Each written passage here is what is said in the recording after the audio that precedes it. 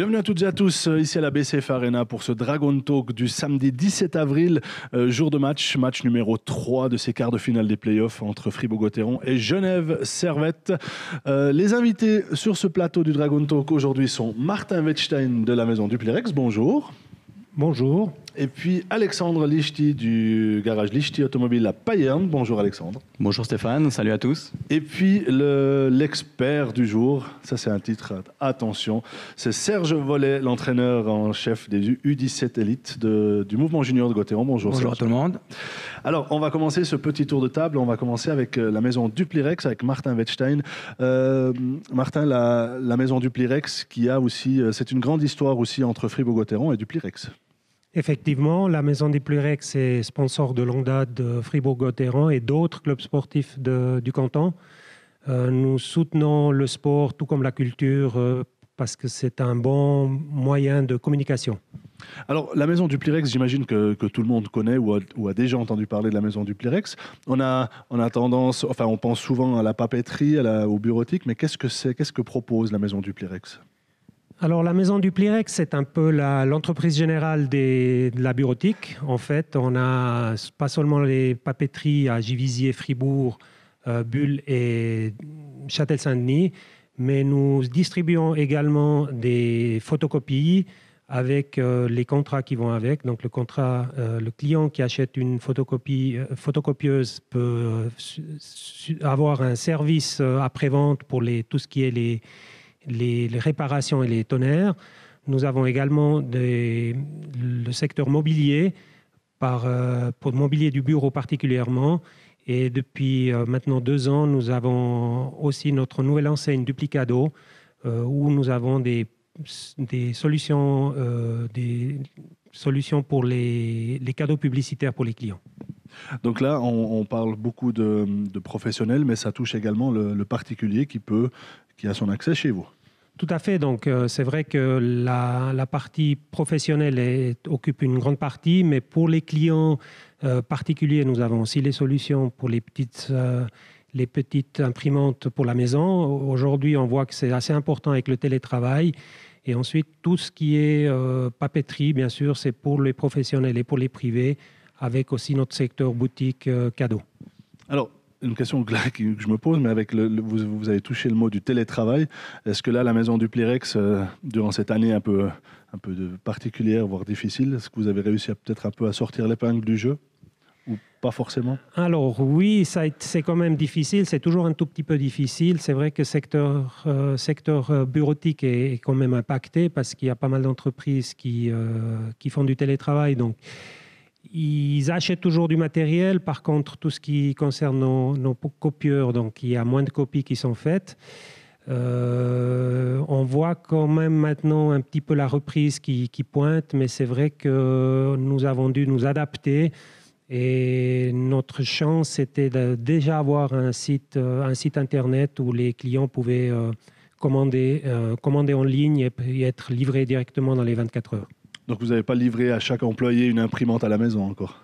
Nous, pour le télétravail, pour nous-mêmes, c'était plus compliqué. Par contre, c'est vrai qu'on essaye de fournir les clients avec des copieurs, mais on voit aujourd'hui que la grande problématique, c'est que les produits viennent de Chine, beaucoup, ou d'Orient, et puis il y a des délais de livraison de plus en plus longs. Très bien. La maison Duplirex, Martin Wettstein, merci d'être avec nous sur ce plateau ici du Dragon Talk. Merci beaucoup. Vous suivez tous les matchs de hockey ? Tous les matchs. C'est vrai ? Tous les matchs à la télé, puisqu'en présentiel, malheureusement, c'est pas toujours possible. C'est très bien, parce que je vais vous questionner après, voir si vous suivez tous les matchs. Non, c'est pas vrai, c'est une blague. Et puis, Alexandre Lichty de Lichty Automobile à Payerne. Bonjour, Alexandre. Bonjour, Stéphane. Alors, concessionnaire Mercedes et Toyota à Payerne. C'est un grand plaisir de vous avoir avec nous. Présentez-nous un peu votre garage. Alors, notre garage, on est un garage familial dans tout le sens du terme, dans son ADN, vu que sur les 26 collaborateurs, on a 4 membres de la famille qui sont présents. On représente 2 marques, Mercedes-Benz et Toyota, et on offre une palette de services 360 degrés, tant au niveau service-vente, service après-vente, vente de pièces détachées, carrosserie, location de véhicules. Alors, vous l'avez dit, c'est une entreprise familiale. Comment ça se passe ? Parce qu'on sait que des fois, ça peut être compliqué aussi de travailler toujours en famille. Mais là, apparemment, Tout est bien organisé. Alors, tout est bien organisé en théorie. Après, la pratique ou ce qui se passe sur scène, c'est un petit peu différent. Je dirais qu'il y a ses avantages et il y a ses inconvénients. Dans les inconvénients, c'est que des fois, il y a un petit peu de perte d'énergie parce qu'il y a des étincelles qui se créent. Mais le plus important, c'est de ne pas être rancunier. Puis même s'il y a eu des franches échanges d'opinions ou d'idées différentes, 2 à 3 minutes après, on repart comme en 40.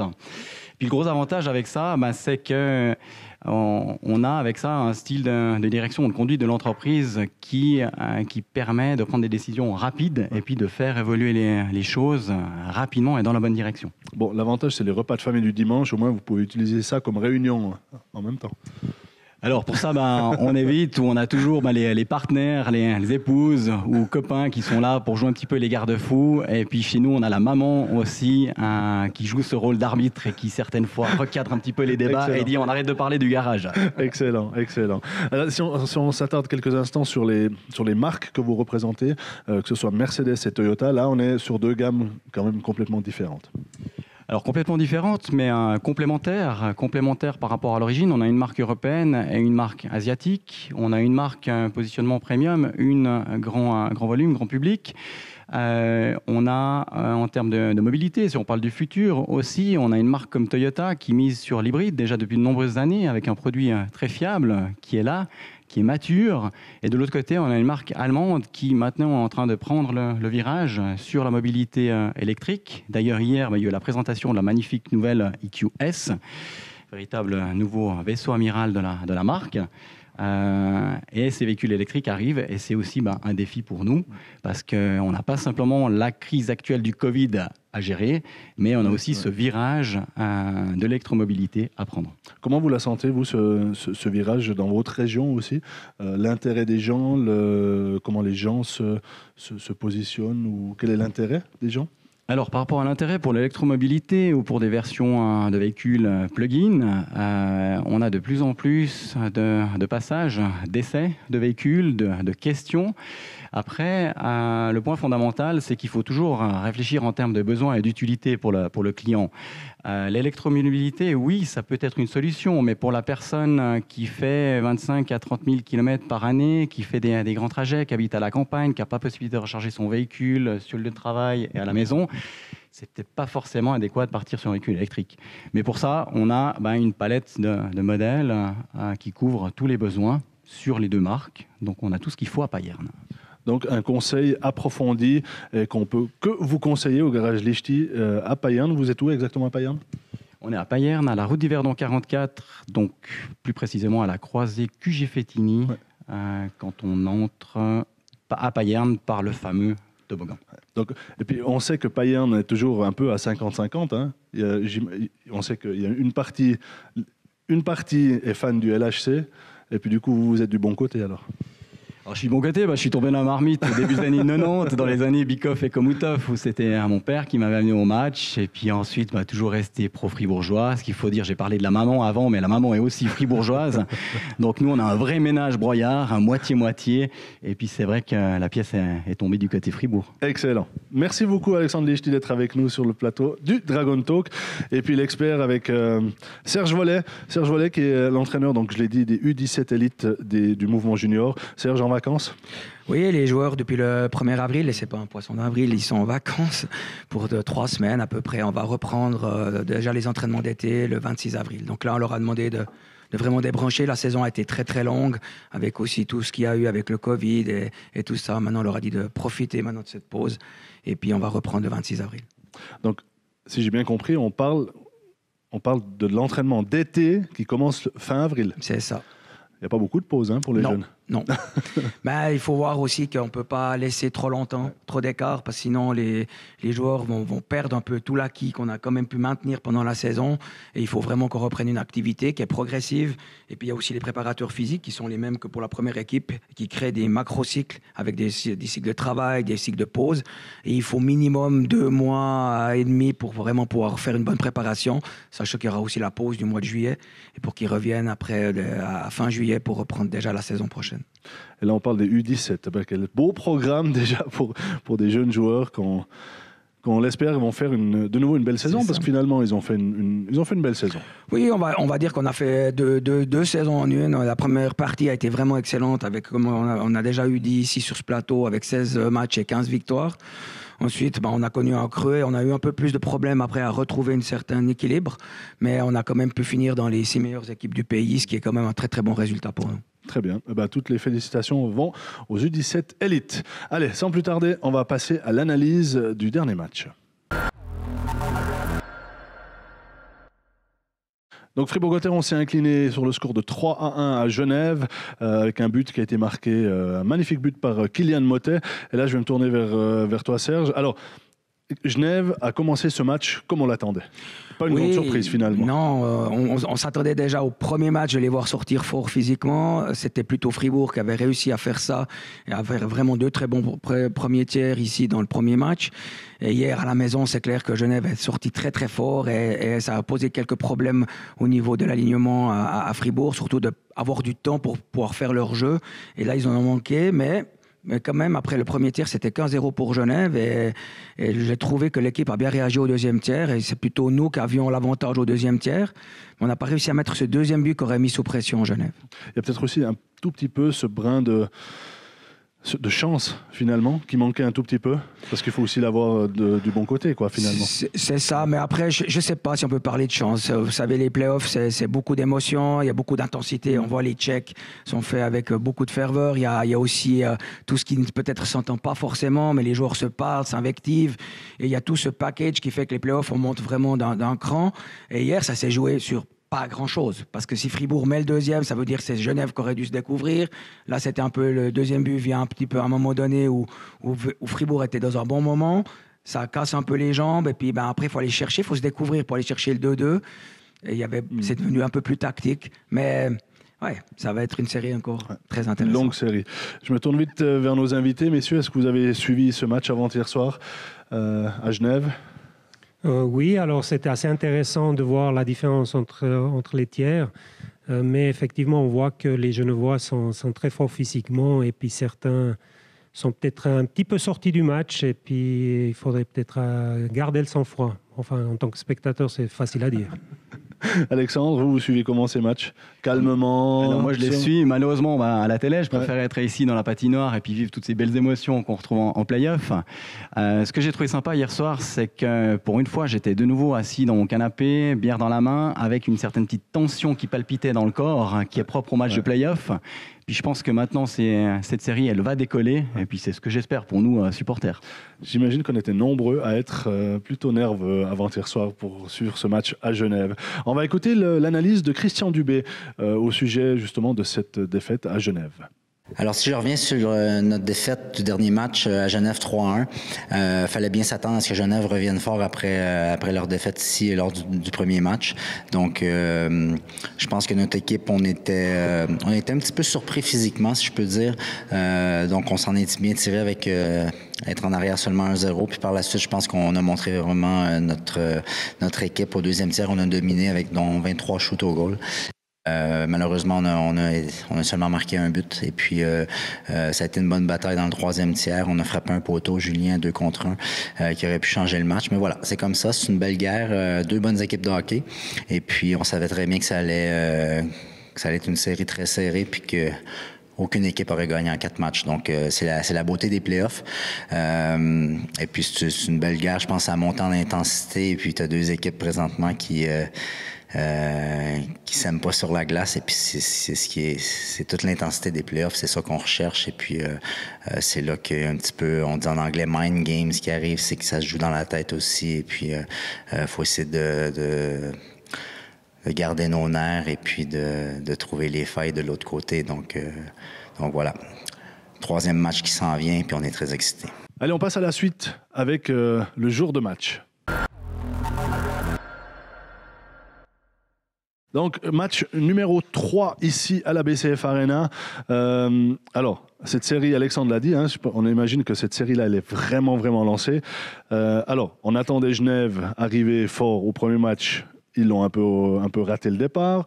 Ils sont arrivés fort au match numéro 2. Fribourg a un tout petit peu raté le départ. Qu'est-ce qui va nous attendre ce soir, Serge, d'après toi ? Je pense que Genève va rentrer très fort. Ils vont continuer leur débat physique. C'est clair que s'ils enlèvent du temps aux joueurs très techniques chez nous, ils savent que c'est une clé un petit peu du jeu de Fribourg, hein, ce jeu un petit peu d'animation offensive qui est très bonne. Donc ils vont vouloir enlever du temps. Pour moi, ils vont rentrer de nouveau très fort. Par contre, je pense que ça va se jouer. C'est qu'il y a eu beaucoup de provocations côté genevois à Genève. Puis peut-être que les arbitres ont peut-être pas donné toutes les pénalités qu'il fallait. Et là, pour moi, c'est là que ça va se jouer. Si Genève prend des pénalités ce soir d'entrée et puis que Fribourg trouve le chemin du but, 1-2 buts, ça va peut-être les calmer. Mais ça va dépendre un peu des arbitres. Mais là aussi, hein, alors c'est un aspect qu'on n'a pas encore abordé. C'est vrai que pour les joueurs, là, il y a une donne qui change parce que les patinoires sont vides.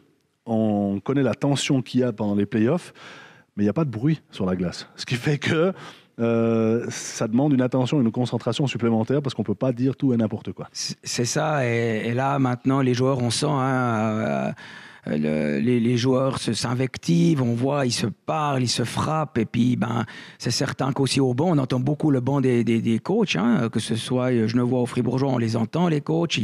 Et tout ça, c'est une donne qui n'existait peut-être pas forcément avec le public. Mais ça fait partie aussi de la gestion des émotions.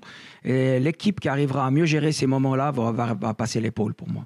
Par contre, Genève Servette, qui n'est plus, on l'a déjà dit, hein, on le sait, n'est plus le Genève de Max Orley.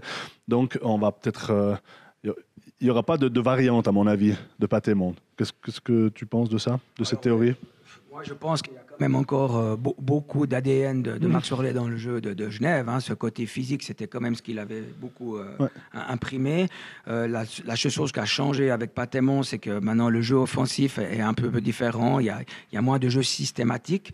Par contre, le jeu physique, genevois, il ne va pas quitter comme ça. Et c'est leur ADN. Et ils ont vu...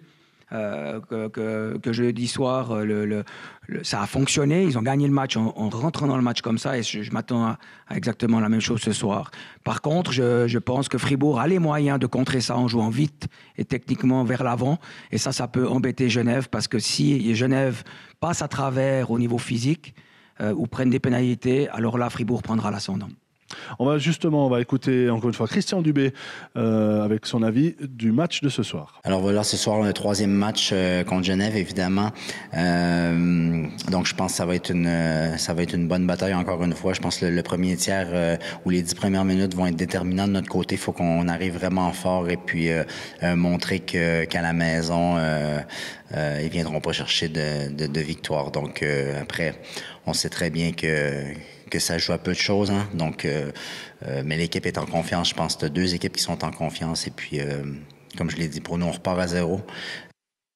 Puis on est très excités de jouer ce match-là ce soir et puis espérons gagner puis d'être en avant dans la série. Voilà, tout est posé. On est prêt pour ce match dans un peu plus d'1 heure ici à la BCF Arena, match numéro 3 de ces quarts de finale. Un petit tour de table, Martin, peut-être un petit pronostic pour le match de ce soir ? Alors je pense que Cotteron va gagner 3-1. 3-1, on note. Alexandre ? Alors moi je rejoins Martin, je suis d'accord avec lui, ça va être un score serré et je miserai sur un 3-1 ou pour dire différent un 3-2. 3-2, on note. Serge, toi je sais que tu n'aimes pas trop les pronostics. Ah non, mais moi, je vois pas beaucoup de buts, mais 2-2 temps réglementaire et 3-2 pour Fribourg en prolongation. Attends, les prolongations. Donc, on va faire des heures sup ce soir. on va rester dans les pronostics à côté, hein, si tu le permets. En tout cas, un grand merci à nos invités. Merci à Martin Wettstein de la maison Duplirex d'avoir pris un peu de temps pour venir sur notre plateau. Merci de l'invitation. Alexandre Lichty du Lichty Automobile à Payerne, merci beaucoup. Bonne suite avec vos voitures électriques. Merci pour l'invitation, puis allez Cotteron. Et puis Serge Vollet, l'entraîneur des U17 Elite. Merci à toi. Merci d'avoir pris du temps. Et puis merci à frappe.ch pour la réalisation de ce Dragon Talk. Bon match à tous et à tout bientôt.